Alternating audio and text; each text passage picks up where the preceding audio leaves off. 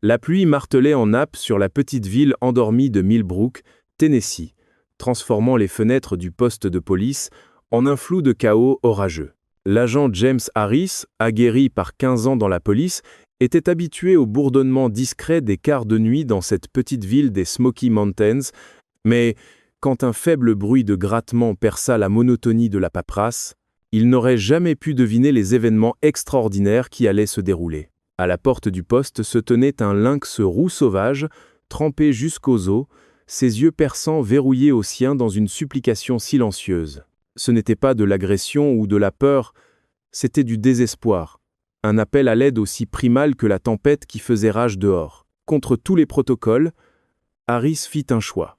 Faire confiance à ce que l'animal essayait de lui dire. Ce qui suivit ne fut pas seulement une mission de sauvetage, mais une histoire de confiance en l'instinct et du lien indéfectible entre une mère et ses petits.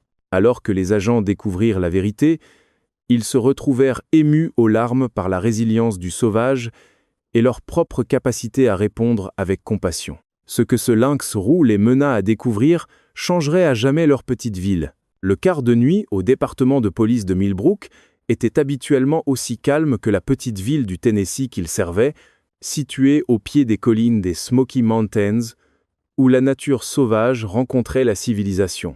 Le poste avait vu sa part d'incidents inhabituels au fil des ans, mais rien de comparable à ce qui se déroulerait cette nuit orageuse d'octobre. L'agent James Harris, un vétéran de 15 ans dans la police, était assis à son bureau à examiner des rapports, tandis que ses pensées se tournaient vers sa défunte épouse Rachel, comment toutes les règles et procédures n'avaient pas suffi à la sauver de ses derniers moments de cancer. Sous la pluie qui tambourinait régulièrement contre les fenêtres, à 45 ans avec des cheveux poivre et sel et des rides de rire autour des yeux, il avait le genre de visage qui mettait les gens à l'aise, un trait précieux dans son métier.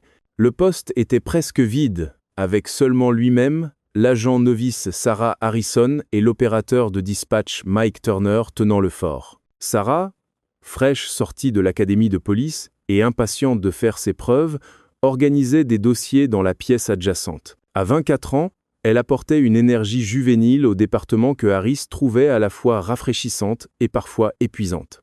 Ce soir-là, cependant, son enthousiasme était atténué par la tâche banale de paperasse et le temps maussade. Le premier grattement à la porte fut si faible que Harris l'avait presque manqué par-dessus le bruit de la pluie et le bourdonnement constant du système de chauffage antiquité. Le deuxième grattement fut plus insistant, suivi de ce qui ressemblait à un croisement entre un grognement et un gémissement.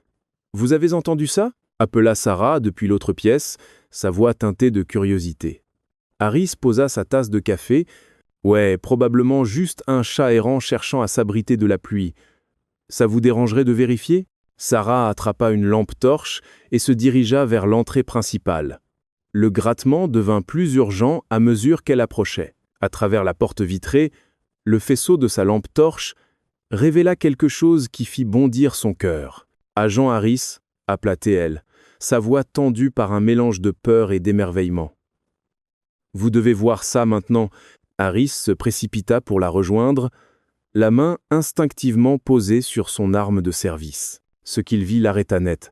Là, illuminé par la lampe torche de Sarah et la lueur faible des lumières extérieures du poste, se tenait un lynx roux. Le félin sauvage était trempé jusqu'aux os, sa fourrure fauve assombrie par la pluie et plaquée contre son cadre musclé. Mais ce qui frappa Harris ne fut pas seulement la présence du prédateur normalement timide, ce fut le regard dans ses yeux. En 15 ans de force de l'ordre, il avait rencontré plein d'animaux sauvages.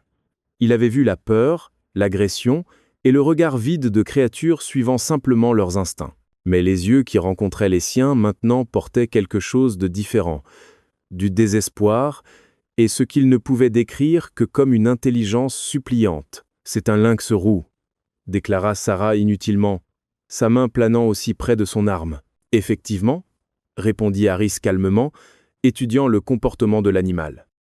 Le lynx roux ne montrait aucun signe d'agression ou de rage.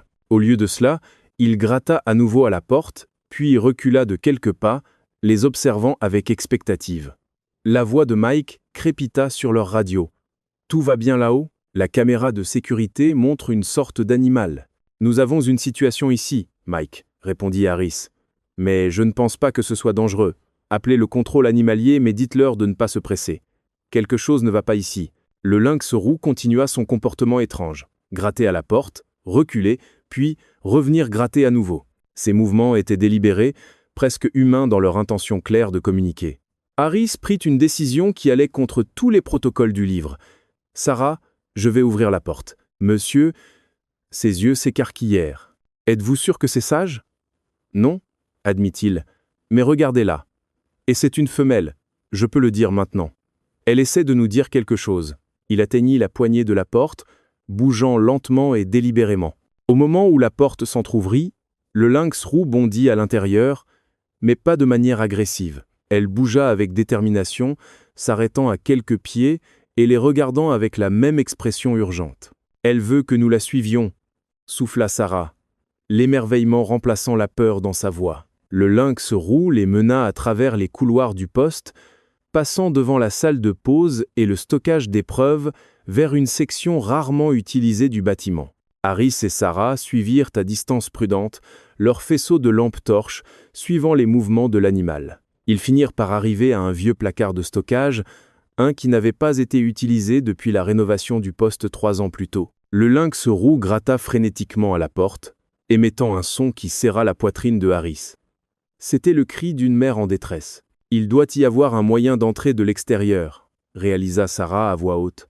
« Une ventilation ou une fissure dans les fondations. » Elle a fait entrer ces petits-là dedans d'une manière ou d'une autre. Harris hocha la tête, atteignant la poignée de la porte. Le lynx roux recula juste assez pour le laisser ouvrir, puis se précipita à l'intérieur. Leurs lampes torches révélèrent une scène qui fit monter les larmes aux yeux de Sarah. Dans le coin, blotti dans ce qui semblait être une vieille couverture d'urgence stockée là et oubliée, gisaient 3 minuscules petits lynx roux. Ils bougeaient à peine, leur petit corps mouillé et froid. La mère lynx roux se tenait au-dessus d'eux, émettant des sons doux et miaulants en les poussant du museau. « Ils gèlent » dit Harris, sa voix épaisse d'émotion. La tempête a dû inonder l'endroit où elle les avait cachés. Elle les a amenés ici en cherchant un abri. Sans hésitation, Sarah enleva sa veste et atteignit les petits. La mère lynx roux observa intensément mais ne fit aucun mouvement pour l'arrêter, une démonstration extraordinaire de confiance qui n'échappa à aucun des agents. « Mike » appela Harris dans sa radio. « Annulez le contrôle animalier. Appelez le docteur Martinez à la place. » Elena Martinez était la vétérinaire locale qui assistait occasionnellement le département avec la faune blessée. « Dites-lui que c'est une urgence. » Les heures suivantes transformèrent le département de police de Millbrook en un centre de sauvetage de faune improvisé. Le docteur Martinez arriva en moins de 20 minutes, ses cheveux argentés encore ébouriffés par le sommeil, mais ses yeux noirs alertes et concentrés. Elle installa rapidement une zone d'examen improvisée dans la salle de pause, étalant ses fournitures médicales avec une efficacité pratiquée. « C'est remarquable », dit-elle, en examinant chaque petit. Ses mains douces examinaient leur minuscule corps, tandis que la mère lynx roux observait à quelques pieds. « Je n'ai jamais vu rien de tel. Cette mère savait exactement ce qu'elle faisait. Elle a cherché de l'aide humaine délibérément. Les petits, tous des mâles, étaient hypothermiques mais autrement en bonne santé. » Le docteur Martinez montra aux agents comment les réchauffer progressivement en utilisant des coussins chauffants et des serviettes. La mère lynx roux resta calme tout au long du processus, ses yeux ne quittant jamais ses bébés, mais ne montrant aucune agression envers les humains qui les aidaient. La nouvelle se répandit rapidement dans le petit département, et à l'aube, plusieurs agents hors service étaient arrivés pour aider. Parmi eux se trouvait le chef Robert Wilson, un homme à la poitrine large dans la cinquantaine, qui avait vu à peu près tout en 30 ans de service. Même lui se tenait émerveillé, observant la scène se dérouler dans sa salle de pause. « Regardez-moi ça » murmura-t-il, secouant la tête alors que Sarah nourrissait au biberon le petit le plus faible, tandis que la mère lynx roux gisait nirba, semblant satisfaite de laisser la jeune agent aider. En toutes mes années, l'histoire de la famille de lynx roux se répandit rapidement à travers Millbrook. Des équipes de nouvelles locales se rassemblèrent dehors le poste, mais le chef Wilson les tint à distance, sachant que les animaux avaient besoin de paix et de calme. Au lieu de cela, il permit aux gestionnaires des médias sociaux du département de documenter l'effort de sauvetage partageant des mises à jour qui devinrent bientôt virales. Le docteur Martinez resta toute la matinée, surveillant la récupération des petits. « Il se renforce », annonça-t-elle vers midi, son visage fatigué s'illuminant d'un sourire. La réflexion rapide de la mère et votre action rapide leur ont sauvé la vie. La mère lynx roux, que les agents avaient commencé à appeler Luna, ne montra aucun désir de quitter le poste même si ses petits s'amélioraient. Elle semblait comprendre qu'ils étaient en sécurité là, acceptant nourriture et eau des agents avec une domesticité surprenante, tout en maintenant sa dignité sauvage. Harris se retrouva à faire un double quart, incapable de partir jusqu'à ce qu'il sache que la famille irait bien. Il s'assit dans une chaise près de la salle de pause, observant Sarah interagir avec les petits, tandis que Luna regardait. L'agent novice avait montré une intuition remarquable toute la nuit, son approche douce gagnant la confiance de la mère et des bébés. « Vous savez, Sarah, » dit-elle calmement, berçant le plus petit alors qu'il tétait du biberon. « Quand je suis entrée dans la police, je pensais que je attraperais des méchants et résoudrais des crimes. Jamais imaginé que je jouerais les nounous pour des bébés lynx roux. » Harris sourit. « C'est ça le truc avec ce boulot. Parfois, le travail le plus important que nous faisons n'a rien à voir avec l'application de la loi. Parfois, c'est juste d'être là quand quelqu'un a besoin d'aide, même si ce quelqu'un a 4 pattes et de la fourrure. » Alors que la journée avançait, le docteur Martinez commença à faire des plans pour l'avenir de la famille. « Ils ne peuvent pas rester ici pour toujours », expliqua-t-elle aux agents rassemblés. « Une fois que les petits seront plus forts, ils devront retourner à la nature, mais nous devons le faire correctement. » Elle esquissa un plan pour les transférer à un centre de réhabilitation de la faune dans les Smokies, où ils pourraient être surveillés tout en maintenant un contact humain minimal. Le centre avait de l'expérience avec les lynx roux et pouvait s'assurer que la famille serait relâchée dans une zone sûre une fois que les petits seraient assez âgés pour survivre seuls. La nouvelle apporta des émotions mixtes au département. Tout le monde s'était attaché à leurs invités inhabituels, mais ils savaient que les rendre à la nature était la bonne chose. Même Luna semblait sentir le changement d'humeur, devenant plus alerte et protectrice de ses petits à mesure qu'ils grandissaient plus forts. Ce soir-là, alors que Harris se préparait enfin à rentrer chez lui, il fit une dernière vérification sur la famille de lynx roux. Luna était enroulée autour de ses petits, tous trois maintenant activement en train de téter et de se tortiller avec une énergie saine. Elle leva la tête alors qu'il approchait, rencontrant son regard avec ses yeux remarquables qui avaient d'abord capturé son attention. « Tu as bien fait, maman, lui dit-il doucement.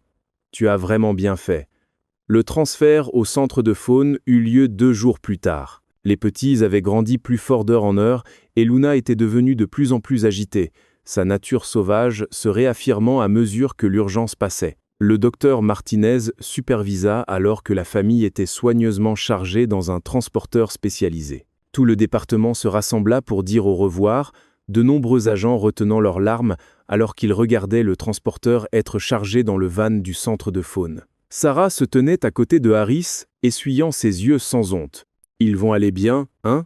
demanda-t-elle, sa voix tremblante légèrement. Harris hocha la tête, sa propre gorge serrée par l'émotion. « Ils vont aller très bien. Luna savait ce qu'elle faisait quand elle nous a choisis, et elle sait ce qu'elle fait maintenant. Ces petits ne pourraient pas demander une meilleure mère. » Le centre de faune tint sa promesse d'envoyer des mises à jour régulières. Les pages de médias sociaux du département partageaient des photos et vidéos des progrès de la famille, et leur histoire continua à toucher les cœurs à travers le pays. Luna et ses petits devinrent des symboles des liens extraordinaires qui peuvent se former entre humains et faune, et de l'importance de la compassion dans l'application de la loi. 3 mois plus tard, par un matin d'hiver frais, Harris et Sarah rejoignirent un petit groupe au centre de faune pour assister à la remise en liberté de la famille. Les petits avaient grandi en jeunes lynx roussins, leurs manteaux tachetés luisant au soleil. Luna, élancée et puissante, émergea du transporteur en premier, balayant la forêt du regard avant d'appeler ses petits à suivre. Alors que la famille disparaissait dans les arbres, Sarah se tourna vers Harris avec des larmes aux yeux. « Pensez-vous qu'elle se souviendra de nous ?» Harris observa l'endroit où les lynx roux avaient disparu, se rappelant cette nuit orageuse, et la mère désespérée qui leur avait fait confiance contre toute attente. « Je pense que certaines choses, on ne les oublie jamais, » répondit-il. « Je sais que moi, je n'oublierai pas. » 5 ans passèrent depuis que Luna et ses petits retournèrent à la nature, mais leur impact sur Millbrook continua à se propager comme des ondes sur un étang calme. L'agent James Harris, maintenant coordinateur de réponse à la faune du département, avait développé l'un des programmes police-faune les plus réussis du Sud-Est. L'initiative, surnommée Projet Luna, était devenue un modèle pour d'autres départements ruraux gérant l'intersection croissante entre populations humaines et faune. Sarah Harrison, plus une novice mais un agent décoré, s'était jetée dans le travail de conservation de la faune aux côtés de ses devoirs réguliers. Elle avait obtenu sa certification en réhabilitation de la faune et passait ses heures hors service à volunteering au même centre qui avait aidé la famille de Luna. La novice calme et déterminée avait fleuri en un leader confiant, conduisant souvent des sessions de formation pour d'autres départements cherchant à implémenter des programmes similaires. Par un matin d'automne frais, exactement 5 ans après que Luna eut gratté pour la première fois à leur porte, Harris était assis dans son bureau à examiner des rapports quand Sarah fit irruption, son visage rougi d'excitation. « Ils l'ont trouvé », annonça-t-elle, tenant son téléphone. « Les chercheurs en faune dans les Smokies, ils sont sûrs que c'est Luna cette fois. » Harris se pencha en avant, son cœur battant la chamade. Au fil des ans, il y avait eu plusieurs sightings possibles, mais rien de définitif. Comment peuvent-ils en être sûrs? Sarah posa son téléphone sur son bureau, lui montrant des images d'une caméra de recherche. Le lynx roux dans l'image était plus âgé, mais immistakable avec les mêmes marques distinctives qu'ils avaient appris à connaître si bien. Mais ce qui fit retenir son souffle à Harris fut ce qui la suivait. Non, pas 2 mais 5 jeunes lynx roux. Elle a une autre portée, expliqua Sarah, sa voix épaisse d'émotion. Et regardez ces deux-là, pointa-t-elle vers 2 lynx roux plus grands flanquant le groupe. Les chercheurs pensent que ce sont ces petites originaux, maintenant pleinement adultes. Ils sont restés ensemble, ont formé un groupe familial. C'est un comportement extrêmement inhabituel pour les lynx roux, mais alors Luna a toujours été spéciale. La découverte coïncida avec un autre jalon à Millbrook. Le département se préparait à ouvrir son nouveau centre de réponse à la faune, une installation dédiée attachée au poste de police, mais spécifiquement conçue pour traiter la faune blessée ou en détresse. Le projet, financé par une combinaison de subventions gouvernementales et de dons communautaires, avait grandi à partir de la simple station de soins qu'ils avaient créée après la visite de Luna. Le docteur Martinez, maintenant dans la 60 Dixon mais toujours aussi vive, avait été instrumental dans la conception du centre. Luna nous a appris que parfois les choses sauvages savent exactement où aller pour de l'aide, avait-elle dit pendant les étapes de planification. Nous devons juste être prêts quand elles viennent. La nuit avant l'ouverture officielle du centre, Harris se retrouva à marcher sur le chemin familier vers la petite tombe derrière le poste. La pierre tombale avait résisté au temps, mais l'espoir restait clairement visible, un témoignage de la petite vie qui avait touché tant de gens. Il venait souvent ici pour penser, se souvenir, parler à sa défunte épouse Rachel. « Tu aurais aimé tout ça », dit-il doucement, touchant la pierre. « Le centre, le programme, tout ce qui a grandi de cette nuit. Je pense que peut-être tu y as mis la main d'une manière ou d'une autre, toi et ce petit ici. » Un son le fit se retourner. Dans le crépuscule grandissant, au bord des bois, se tenait un lynx roux. Pendant un moment, son cœur s'arrêta. L'animal l'observa avec des yeux ambrés, familiers, et bien que la logique lui dise que ça ne pouvait pas être Luna, l'emplacement était trop loin de son territoire connu. Quelque chose dans ses yeux parlait reconnaissance. Le lynx roux maintint son regard pendant un long moment, puis fondit dans la forêt aussi silencieusement qu'elle était apparue. Harris resta immobile, des larmes roulant sur ses joues, se sentant touché par quelque chose au-delà de l'explication. La cérémonie d'ouverture du Centre de réponse à la faune attira une couverture des médias nationaux intéressés par cette collaboration inhabituelle entre forces de l'ordre et conservation de la faune. Harris, mal à l'aise sous les projecteurs mais comprenant l'importance de la publicité pour l'avenir du programme, donna un bref discours. Il y a 5 ans, la confiance désespérée d'une mère a changé non seulement notre département, mais la relation entière de notre communauté avec le monde sauvage autour de nous, dit-il à la foule assemblée. Elle nous a appris que parfois les plus grands actes de courage viennent dans des choses simples, comme demander de l'aide quand on en a le plus besoin.